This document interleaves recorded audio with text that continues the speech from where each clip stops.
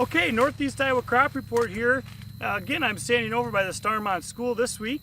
This is a multi-hybrid variety plot with a few different companies, and I was coming out here to do some signing and I saw some damage in the soybeans. Luckily, well anyway, there's damage in these soybeans. Hopefully you can see that behind us. There's a line about right here, and these soybeans right here are exhibiting what would be considered typical interveinal chlorosis or tiger striping.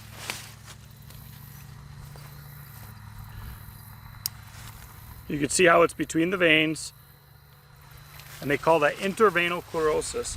And usually, and I've talked to you guys about this before, usually this is conducive to sudden death syndrome.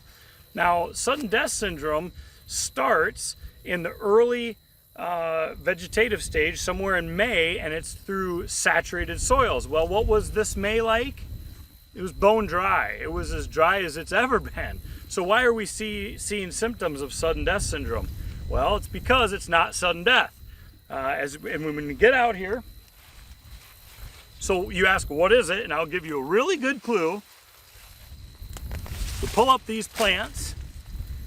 This is one that's showing the symptomology pretty well. We get out here, and we're going to split this stalk. We're going to open it up, and we're going to look in there.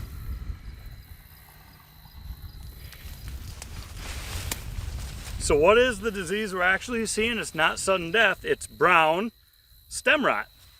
So brown stem rot is a disease that is largely controlled by varietal selection. So I'm standing in a new trait platform that hasn't had the opportunity to have the brown stem rot resistance bred into it.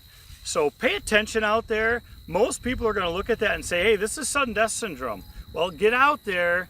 I highly doubt it's sudden death right now. We just absolutely did not have the environment for it.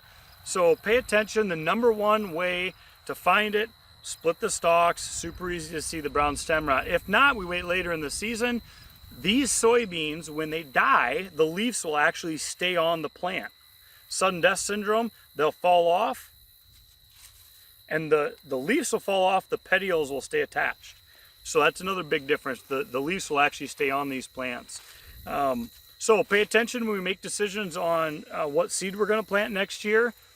We haven't had a look because it's usually very good tolerance to brown stem rot. But with some of these new technologies, make sure to look in that brown stem rot column and make sure you get some pretty good resistance. So how do we combat it? Plant varieties that are less susceptible to brown stem rot. So that's what I'm seeing out here today by Arlington.